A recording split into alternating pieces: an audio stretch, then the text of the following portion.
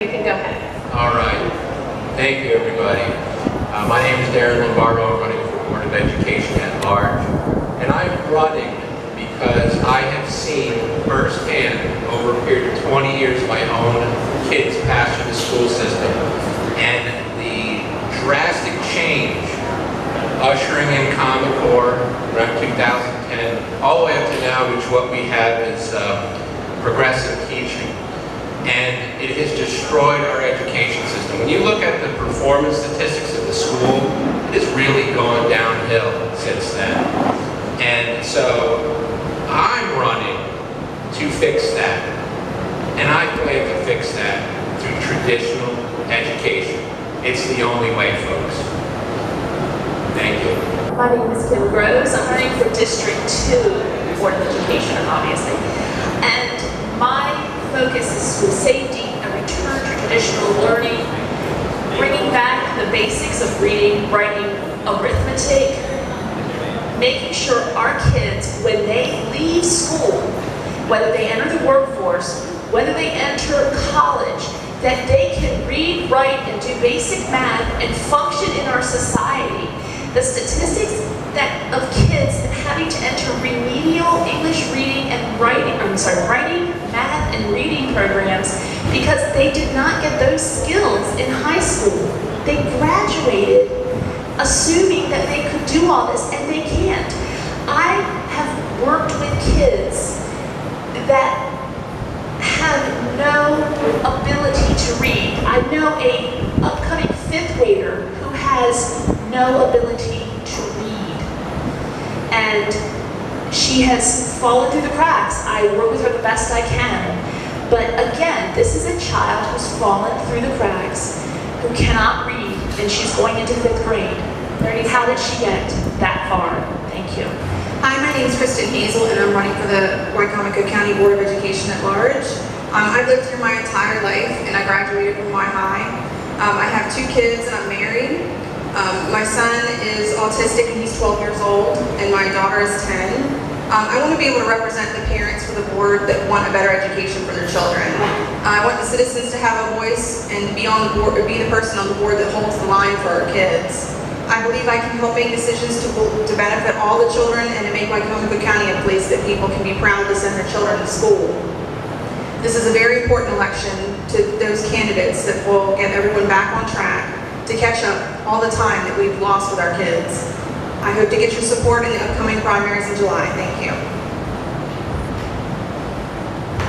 Hi everyone, thank you for coming. My name is Susan Beecham, and I'm running for Wycomico County Board of Ed District 3. I love education, and I believe it paves the pathway for success in life. I have a Bachelor of Science degree in accounting from the University of Delaware. I have a Master's in Business Administration from Salisbury University, and I have a Bachelor of Arts in Theology from CLST. I've lived in Wycomico County for 35 years. In 1988, I married my high school sweetheart, Barry Beecham, and we raised 2 beautiful daughters in Wycomico County. We now have 4 grandchildren that are all under the age of 3. I've worked in an academic environment for 10 years at WPS and have taught accounting at Warwick Community College. I've been a business owner and practicing accountant for 35 years in Wycomico County. This county is my home, and I carry a burden for the families who reside here and for the teachers who care for and lead our children daily. Most of all, I'm concerned for the children of this county and believe change is needed because they are the future. Good evening, my name is John Palmer, and I'm running for re-election to the Wycomico County Board of Education. And I had notes prepared, but Juliette was such a great speaker. She just blew my notes right out of the line and all the thoughts. So right afterwards, I spoke with her just for a couple of minutes, and I said, you know, we have something in common. And she said, yeah. And I said, yeah. I said, you taught at the economics at the Naval Academy, and when I came to shore duty, I taught at Rickover Hall at the Naval Academy for actually two tours at Shorty. I taught applied thermodynamics and mechanical system propulsions, and I had a fantastic time. What a great bunch of students. I was first appointed to the board by the governor when we had an appointed school board, and I focused on getting an elected school board. I like an elected school board. We worked hard, and we got it. When we ran for election the next time, I was re-elected to the board. I've had quite a bit of experience in the education field, practical experience. A lot of times we didn't agree with what was going on. In fact, many times we didn't agree with what was going on. We took our kids out of the school system and sent them to a private school, which was a religious school, and it taught them a lot. But that grade level ended. My wife homeschooled one of my sons for almost 3 years, and God, that was terrible for me. 30 seconds. She turned her dining hall into a classroom, and she was tough. So I have an experience there. So with my leadership that I've learned in the Naval Academy and in the Navy and 20 years at UMES, I've gained a lot of good life qualities that I think I can pass on to our students. Thank you. Good evening, I'm Anne Marie Namsudowski, and I have the privilege of being the first woman ever elected to the Wycomico County School Board. I'm a native, lifelong resident, Y-High grad with a master's and bachelor's from SU. I'm the president of and on boards of more organizations than probably most of you collectively in this room have belonged to. You can get my biography online. I want to address the people who are going around this county telling folks that Jean, Tanya, John, and I are the enemy and we need to be removed from the school board. There is an enemy, but it's not the four of us. The enemy is the Democrats and their unified slate of candidates. George Demko, Karen Miller, and David Plotz. Do you even know who George Demko is? Well, he's been my backdoor neighbor for 35 years. I'm going to tell you, and you don't have to believe me, research the tons of letters that he wrote to the Daily Times. He is against everything that the people in this room are for and hold dear. He is a left-wing, liberal progressive. He is being taken around the county by Dr. Cal Nagel and Gaines Hawkins and brought out as someone who is going to bring unification to the school board. Don't believe a minute of it. Along with Alan Brown, who has a safe seat, they plan to take over the school board.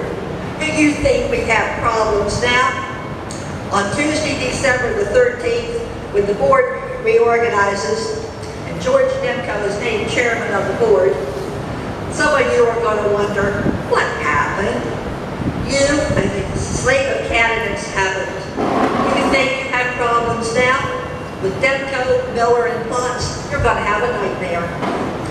The Democrats are laughing because, as usual, the Republicans are not unified. Instead of backing candidates with history of leadership in the community, you have brought in people that no one knows. 30 seconds. By the way, who is Mr. DeJorley, who is supposed to be running against me? He's not here. He's lived here less than 8 years. He's had 3 addresses, and he's got 3 phone numbers, none of them work. He will make an outstanding school board candidate. Come on, is that really the best person you can find to run against me? That's a tough act to follow. So, because I'm confused already, is this our 2-minute bio, or is it the combination of the first question and the bio? No, it's supposed to be the 2-minute bio. But Okay, I just want to make sure. Yeah. So I'm Gene Malone, I'm currently on the school board, I'm currently chairman. Excuse me, I was born and raised in Wycomico County, graduated in 1975 from Y-High, met my beautiful bride of 43 years at Y-High, actually in middle school, which was then Y Junior. My grandparents and my parents are Y-High graduates. We have 2 grandsons in the public school system, and I have a daughter-in-law that teaches at Del Mar Elementary. My life's work since I graduated from Salisbury State College in 1978 with a business degree has been 43 years in the banking industry. I did 39 years with First National, then All First and M&T in various positions. I decided to retire at age 61 when I could because I realized at M&T I was in Buffalo 2 times a month. If you've ever flown to Buffalo, it's 55 minutes, but then when you get there, I hope no one's here from Buffalo, it's in the winter, it's a brutal place to live. So that's why I retired. I was tired of traveling, spent more time with the grandkids. Took a job with First Shore Federal for the last 5 years as a commercial lender. But the bottom line is I spent all my adult life in volunteer groups, JCs, Habitat, 20 years of coaching soccer and Little League baseball. We have 3 sons, all grown now. And now I referee soccer for the last 10 years at the high school and the youth level. And at age 65, I can still run up and down the field with the high school guys. You just have to make them believe you can keep up with them, get plenty of water, and get a good break at halftime. So that's my biography. I'm a lifelong resident. I love being here, and I love giving back to the community, and I always have, and I will always continue to do that. Thank you. Dean, why are you running for the Board of Education? And if elected, what will be your top priorities? Okay, I'm running, as I said, because I want to give back to the community. But as I went through my bio with all my family having graduated from public schools, whatever successes the Malone family has had, the foundations by Comico County Public Schools. My parents, grandparents, as I said, my 3 sons, my wife and I, so we feel like we want to give back. And as we give back, we want to. My father always told me when I was young, when I was doing a job, leave it better than you found it. And hopefully, I'll be re-elected in District 2 and have 4 more years to make it better. If not, I hope I've left it better than I found it 6 years ago. My 3 priorities are continue improving school safety. I don't think I need to talk much about that. I could talk forever about what's going on in this country. You need to improve school safety. Got to improve graduation rates and make students career ready or college ready when they graduate.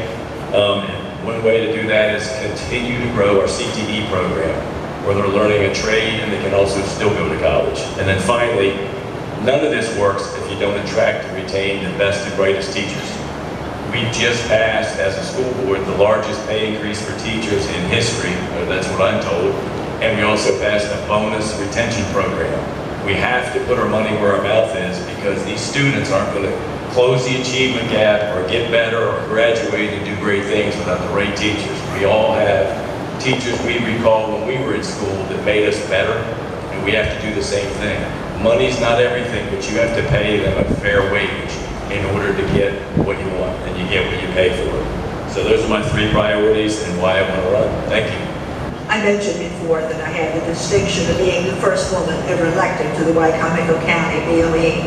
I was also very fortunate to have a mentor in Dr. Carolyn Elmore, who counseled me on what BOE members can and cannot do. So if you are a candidate and you've got a hit list, throw it in the trash can. This is not what board members being on the board is about.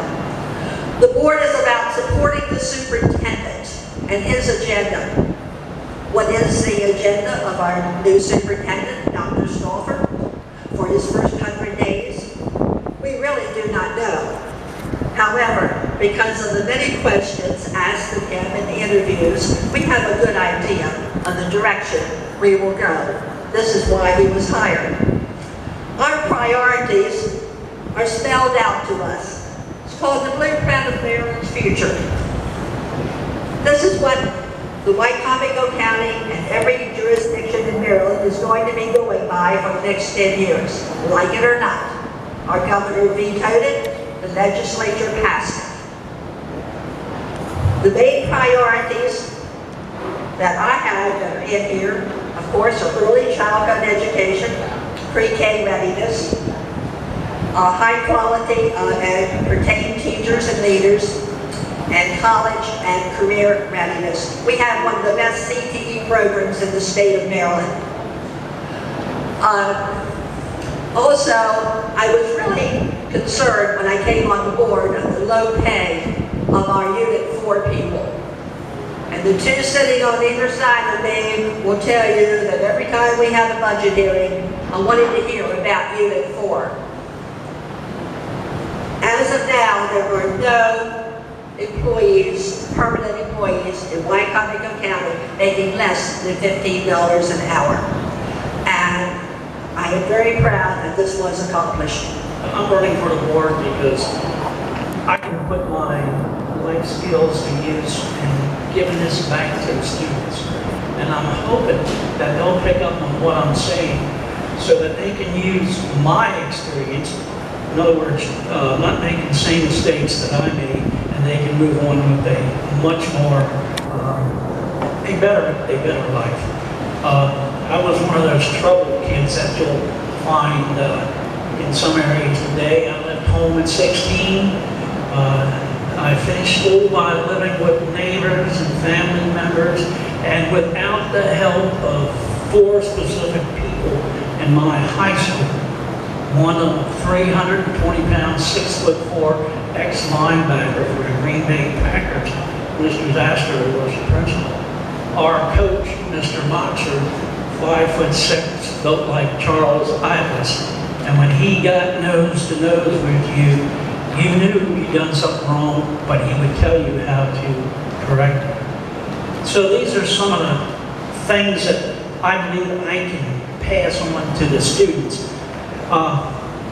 Also, I just came up, Ian mentioned his blueprint for America. Let me tell you, I've had enough of some of these programs I've seen. Now we have Blueprint for America, we have Kerwin, we've had that other committee before Kerwin, we've had Race to the Top, No Child Left Behind. How many billions of dollars have we poured into these programs? And look at the very small gain that we have in our education system. The key to increasing our education achievements is to get the teachers back in the classroom with face-to-face contact with the students. I have probably another top priority, and that's I really want to get rid of the CRT ideology that's in our schools. People will tell you it's not in there. They will try to convince you that it's not in there. But ladies and gentlemen, it's there, and I need your help to get rid of it. Thank you. Well, it's been a crazy 2.5, almost 3 years for everybody. And over the last 2 years, I've had many conversations with teachers and listened very carefully to what they had to say. And a few of the things that they said are, I've lost my joy in teaching. I am afraid for my safety. The system is failing the children. There is a huge behavioral problem that is not being addressed. Scripted learning is being forced on teachers to use in the classroom. We need to cultivate lifelong learners. A passing grade is not enough. A can-do attitude is desperately needed in our schools. Again, those are not my statements. Those are statements from the teachers of this county. Those are the reasons why I decided to run for the Board of Education. My top priority is #1, school safety. I believe we need a minimum of 2 SROs per school, maybe more depending on the size of the school. We need a specific emergency plan that's known by everyone, teachers, students, staff, parents, and it needs to be practiced often enough that everyone is confident if we have to execute that plan.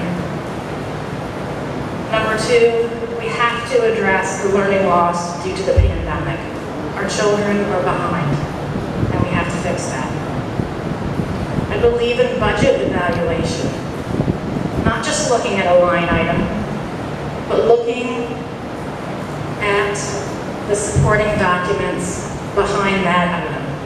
Where's your money gone? And I would say the last important one is I believe we need to return driver's ed to the public school system so that every young adult has the opportunity to get a driver's license. Thank you. Okay, I'm running because I'm not happy with the direction of the schools. Since I have two children, two young-ish children that are in school, I've noticed a lot of problems with their homework assignments, and then being completely lost when they have things, projects and such that they're supposed to do.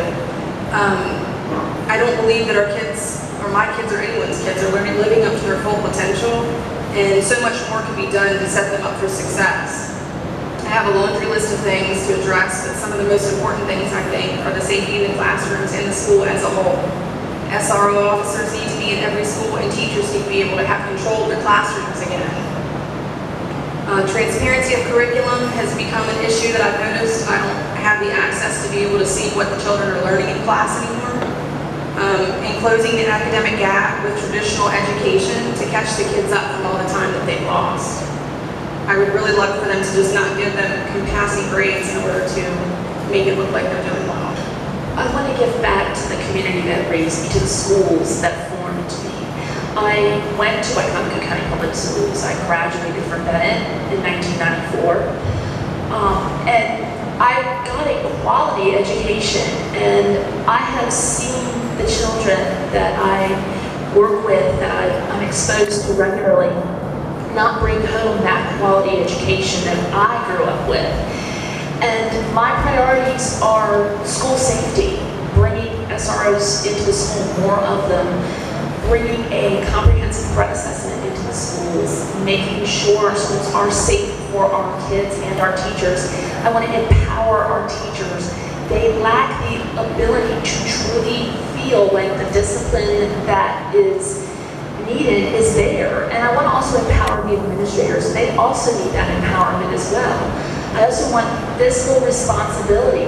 Pull some money out of that central office, bring it into our classrooms, into our schools, so our teachers get a little bit more than a measly $200 to spend on school supplies. That's ridiculous. And as a former teacher, I know how much I spent on supplies. It was way more than $200. I probably added zero to that, every bit of it.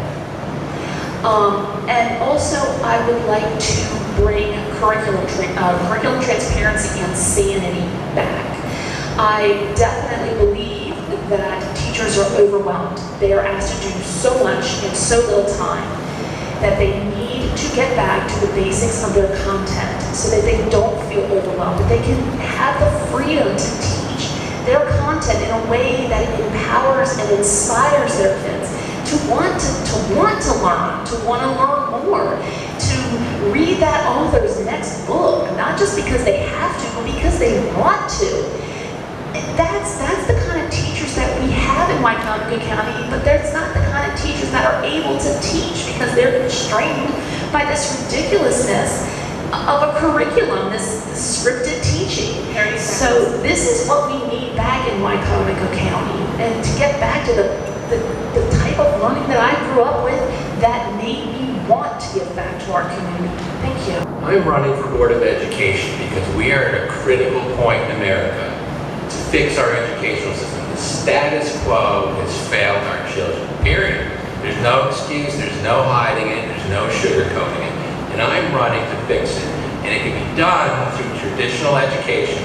So we have to improve school safety first and foremost. I have a complete plan with the state's attorney and the sheriff. My plan to work together to fortify our schools. Our students need to learn to respect each other. They need to respect teachers. And if they're going to uprise against the school system, teachers, be disruptive in the environment, I'm going to assure you they will never have, those troublemakers will never have more rights than those there to learn and teach. Not happening on my watch. Parent involvement in education, critical. Folks, if we are not involved in the education of our children, we don't have an education system.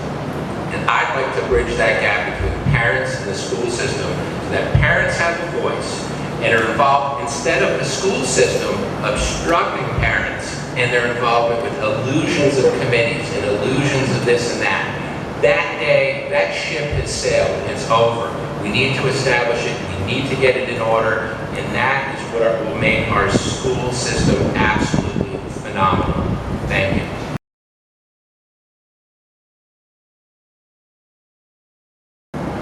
It starts with returning to math, science, history, and English. Old school. Returning to paper and pencil. And let me tell you, I've been in IT for over 32 years. I know technology. I've set up countless computer labs. I've set up GED labs. I've done all sorts of things. And so there's a place for technology, but that place is to be a supplement, not a replacement for pencil and paper. Our kids need to learn to spell. They need to learn how to do math solutions on paper without dependency on calculators or electronic devices. They need to learn how to think. If we rob them when we give them electronic devices to replace all of that. So with that, academic proficiency, we have to be real with where our students are at. Right now, they've been having inflated grades for years, way before the pandemic. I've done a grade audit on an undisclosed amount of students.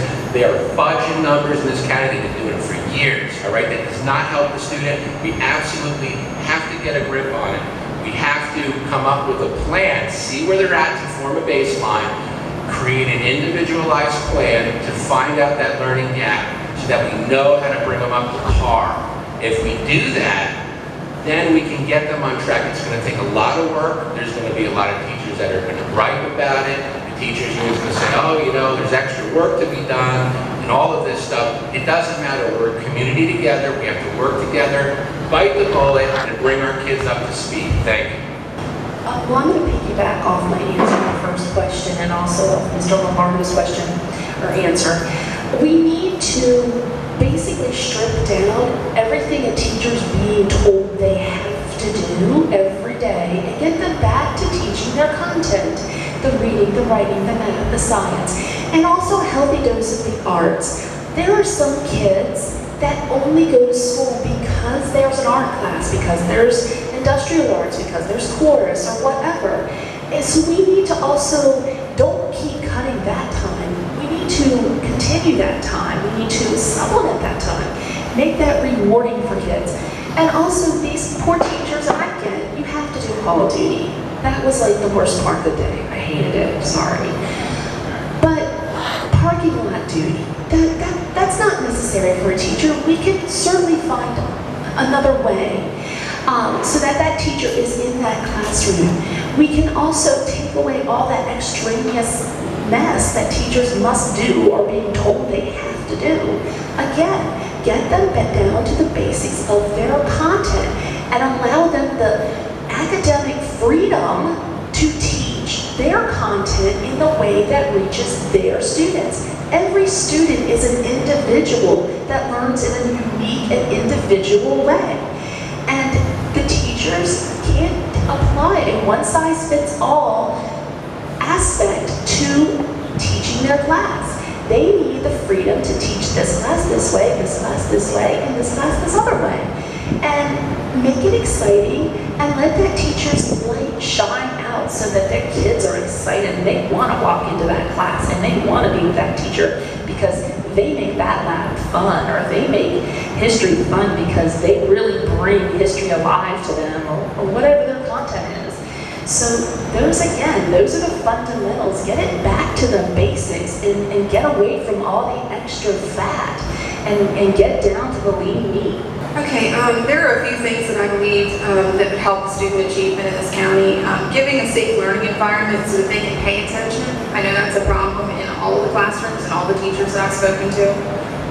K-12 financial literacy and life skill classes. I would love for kids to be able to know how to save money and how to interview and write in cursive. And having some type of mentorship programs to put some of these kids that are really lost on the right path. Every child isn't going to go to college, so preparing students to go be career ready is also very important. Beefing up the CTE programs to expose kids earlier in school will help them find jobs they love and have them set up for success right out of school. Well, I think first of all, children need to know what's expected of them. It needs to be clear, consistent, and structured so that their goals can be achieved.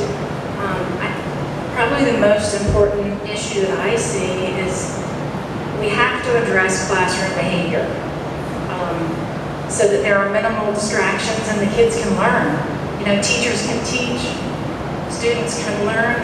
In college and at work, bad behavior is not tolerated. That's just real life, it's not. We need to teach the children that there are consequences to their actions. Children need to learn this in the safe, controlled environment of the classroom with the teacher. I think we specifically need to address, again, the learning loss due to the pandemic to prepare them for college and for career. To do this, we need to go back to the basics: reading, writing, math, science, history. And I would love to see a few other things incorporated. Financial literacy, K through 12. Life skills, how to write a letter, how to write a resume, how to write a thank you note, how to address the envelope. We should have sections in classes where we teach these kids how to study, how to take a test. There is the science to taking a test. It can be done. And we need to teach the children these things. That's how I think we can help them. I think one of the first things you have to do is you have to have more face time between the teachers and the students. Have you ever noticed how many of these surveys that are given to kids throughout the school year, and how much time it takes to do these surveys? Oh, and by the way, you're not allowed to see the questions on these surveys.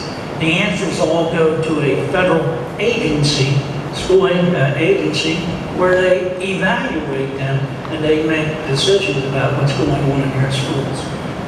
What decisions they're making, I'm not sure. I haven't found out yet.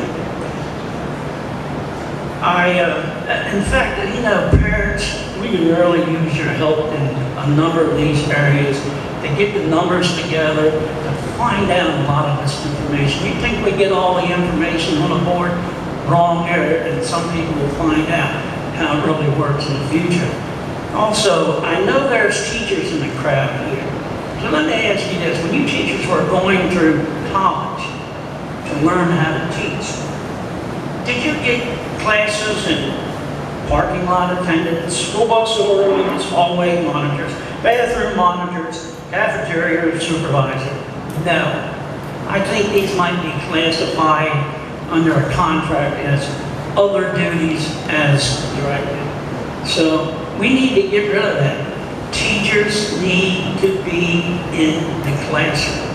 When we were in school, at the end of a class, it was not unusual to go to the teacher and say, "Miss Jones, could you give me just a minute to clarify this or show me how to do that?"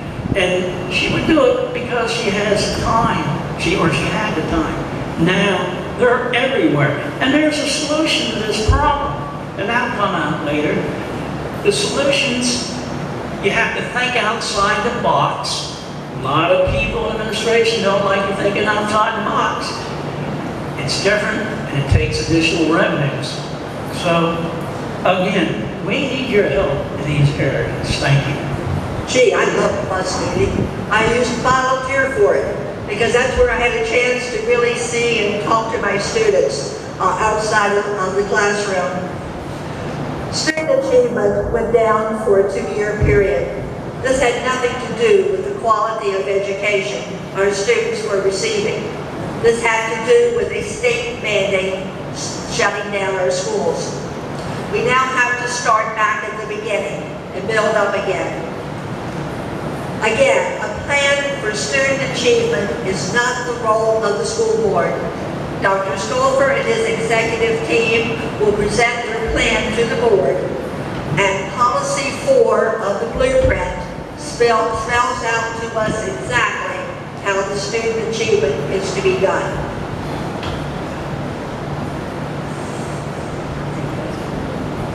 It is, let's see, to me, career paths begin in the middle school. It is here that guidance counselors should be meeting with students and their parents to plan a course of achievement, be it college with dual enrollment or AP courses, or the CTE program. My CTE teachers tell me that this is presently not being done in an aggressive manner. I'm also on the curriculum council. We have have in Wycomico County Public Schools one of the finest, best phonics programs in the country. It is working. Give us time. This is only our second year with it. Our science teachers in the middle school are excited about a new science curriculum that is coming this September. And in grades 6 through 12, a new literature series is being started. I loved going through it. I have spent hours upon hours going through all of this curriculum, and I enjoy being on the curriculum committee because this is what I did for the state of Delaware and for the Laurel School District. So I bring to them many years of expertise in curriculum building. We already know that there's achievement gaps. There was achievement gaps before the pandemic, and they only worsened. We know those gaps are primarily in English and math. So we need to make sure we have the right teachers teaching English and math. And I think we need to get creative and think outside the box, and by saying the teachers can't deliver the extra teaching we need to close those gaps. The blueprint's going to give us plenty of money to hire instructional assistants that could offer before-school tutoring for those that want it, after-school tutoring for those that want it, and we then also need to send a clear message to parents. You got to help them with their homework. You got to really be involved and know what they're doing. And we got to keep getting that word out, whether we put it on the website. It's got to come also from the teachers, creating a rapport with students and parents. I know when I was in school, my parents knew before I got home from school what my grades were and what areas of study I need to improve because there was that bond between parents and teachers. I don't know if that's been the school system's fault, parents' fault, society's fault with electronic devices, etc. But we need to get back to that where teachers and parents have good rapport with each other. We need to get back to strong PTA meetings. We need to get back to one-on-one teacher conferences. All that got lost in the pandemic, but there's no excuses if we don't do it now. So to improve achievement gap, we just got to get better at educating our students, and that's going to be roll up everyone's sleeves and dig in.